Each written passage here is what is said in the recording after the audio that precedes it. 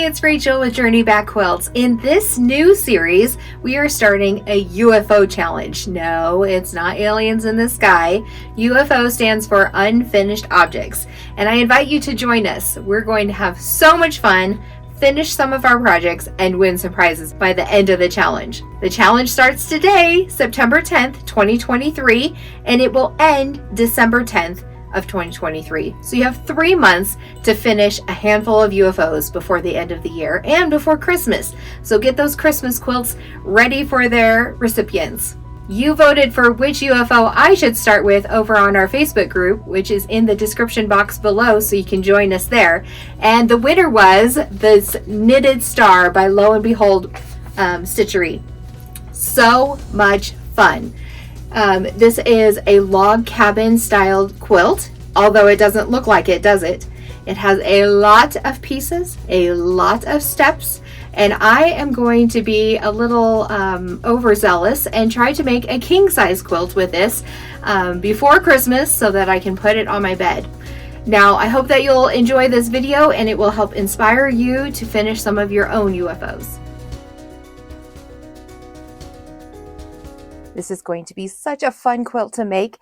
The first step I'm going to be doing is strip piecing all of these pieces together and then subcutting them back down. We're going to be making blocks that are similar to the log cabin block, which is one of my favorite blocks. And so I'm going to take all these to the sewing machine and just get them sewed up real quick, and then we'll get back over here and cut them back down.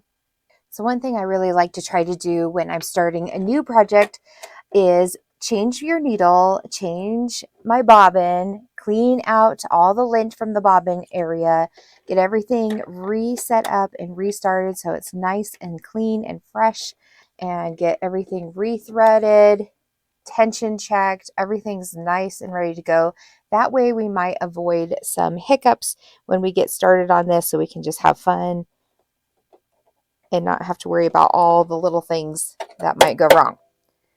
Okay, and one thing I have found with these patterns is you want to double check your seam allowance to make sure that it is measuring the exact dimension. This pattern is a very exact pattern, and if we're off a little bit, it's going to throw the entire pattern off. So I'm going to just sew this little one first, and we'll double check that everything looks good.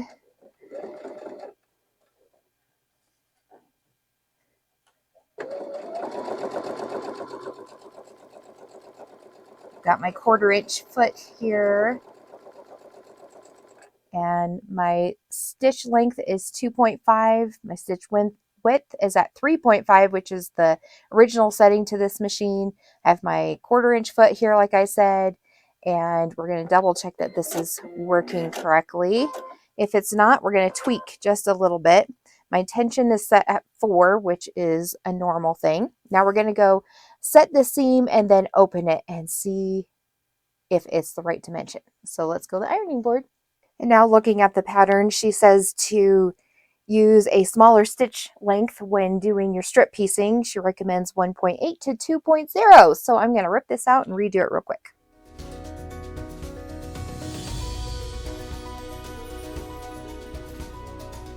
Reline this up. The nice thing about the solid fabrics that I'm using is there is no right side and no wrong side, so it doesn't matter which side I put it on, just get it on there.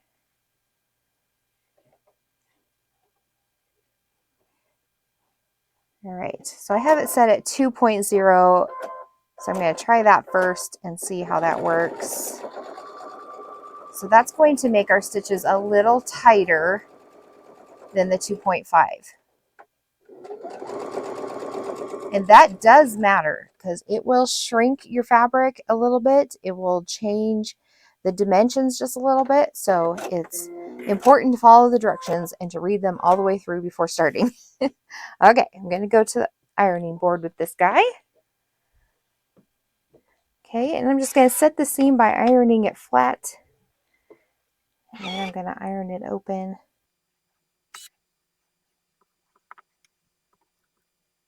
I'm going to let my clapper take the heat away so that everything lays nice and flat and stiff.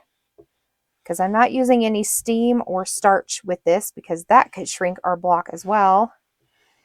Okay, so I'm going to just double check its measurements real quick and I'll be right back. Okay, it's measuring the correct dimensions, so I'm going to keep going with this and have fun watching me.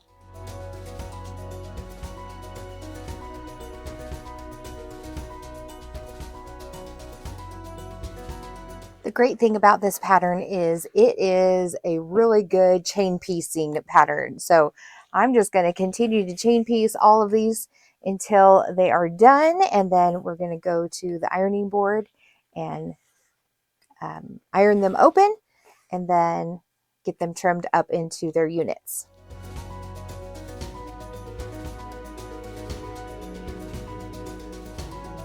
Okay, now that I have them all ironed open, now I'm going to subcut them into smaller sections. And the cool thing with strip piecing is that you can trim off the end before you start your cutting. Now I layered 2 strips together because I'm making more than the pattern requires because I want to make a larger quilt.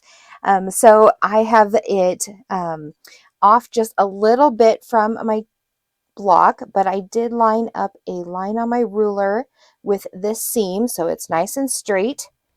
And I'm going to try to cut it nice and straight so I have a nice clean edge to start from.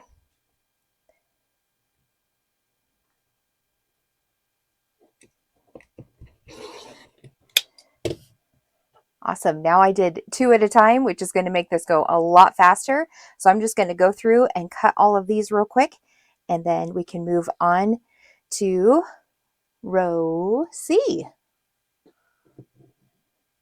This was row A, and then row B is just one strip that doesn't need pieced together. So that's perfect. That'll make it go a lot easier. All right, here we go.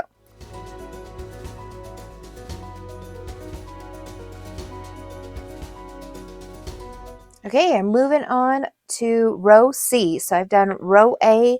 Row B is just one solid strip of background. So now row C, we're going to be making a sandwich. So I'm taking my background, which is my red, and sandwiching it in between this white. And we're going to make a strip set like this in several different sizes because she tries not to waste any fabric. And I kind of added a few more rows to this so that I can extend this quilt to be a little larger. And I'm hoping that I did the math right, and we'll see at the end if I have enough stars for the size that I want.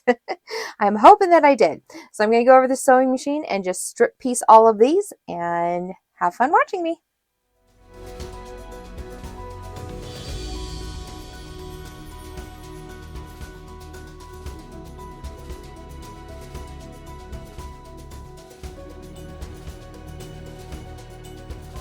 Okay, I'm done with one side, so I'm going to go ahead and clip apart the connecting threads here, and then take these to the ironing board, open that seam, and then I'll attach the other side after I'm done with that. That will just make it a little bit easier since these strips are so tiny.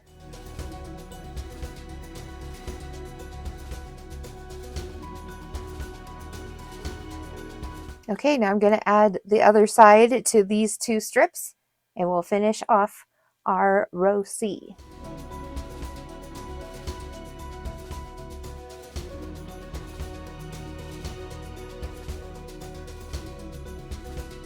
I thought I better test my seam allowance, make sure that everything is measuring correctly still so that I don't have to rip everything out and redo it. So I'm just going to iron this little guy open.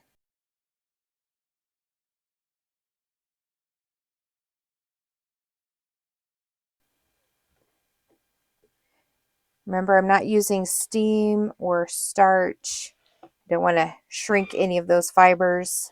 I like the clapper because it takes the heat away from the fabric and it sets it so that it's nice and flat without having to use that steam or starch. Because I like working with really nice flat fabric. It makes it easier and more precise. So I'm going to measure this real quick, and I can't show you that step, so I'll be right back. Sweet, it's measuring correctly. So let's keep going.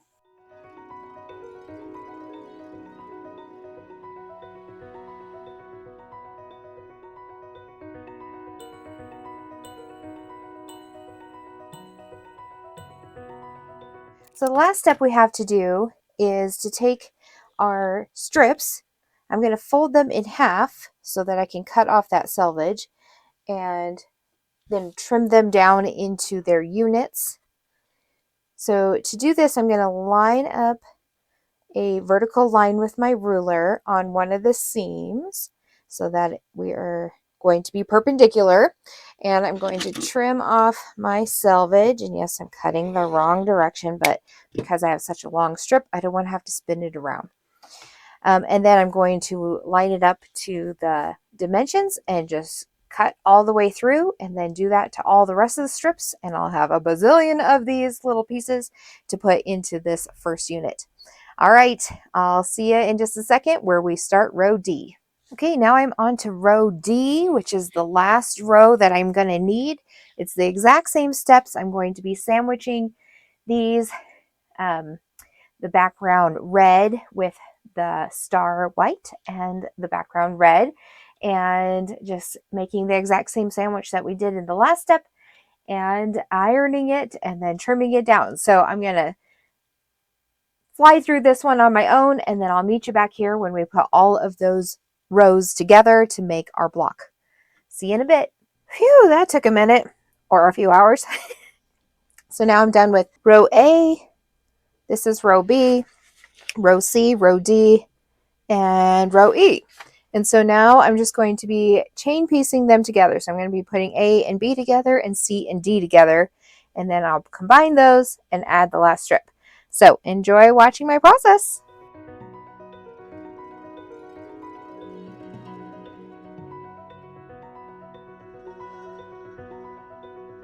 So just for the sake of this video, I'm just going to make 4 of these blocks. Excuse my Macy May.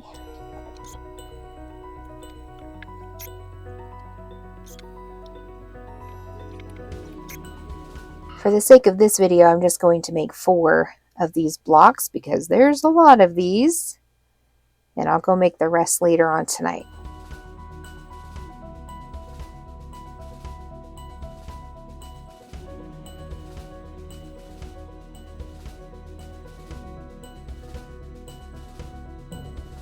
You can always tell when it's time for a break when you have to use Jack a few times. And I definitely had to with these. I had them on backwards or the wrong way somehow. So I am definitely going to need a break. I'm going to finish up these 4 and then go take that break and come back maybe later tonight and finish the rest of these corners. But look at those nice blocks. So the last step is just to square these up to the size that they're supposed to be. You can see that some of my rows aren't completely lined up, and so that could be because my seam allowance was off just a little bit, or something happened. So I'm going to trim those up real quick, and I'll see you back in just a sec. And the last thing I like to do is, if I made a mistake and there's some threads in here, I love this seam ripper because it has this rubber tip on it, and you just gently pet your fabric and those threads will just pop right out.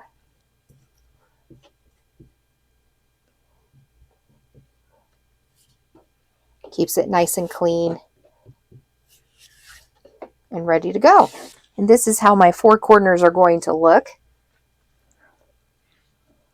Just rotate so that the outside corner is on the outside. Just like that. So it kind of starbursts out. Isn't that beautiful? Awesome. Hey, thanks so much for joining me today in watching me make the first step of this knitted star quilt. If you would like this pattern, the link is in the description box below as well, and you can make one along with me. I hope that you'll join our UFO challenge so that you can win some prizes as well. The link is in the description box below, and I'll see you inside. Next week, I move on to the next step of this quilt pattern, and you'll have to see how it turns out. I'll see you then.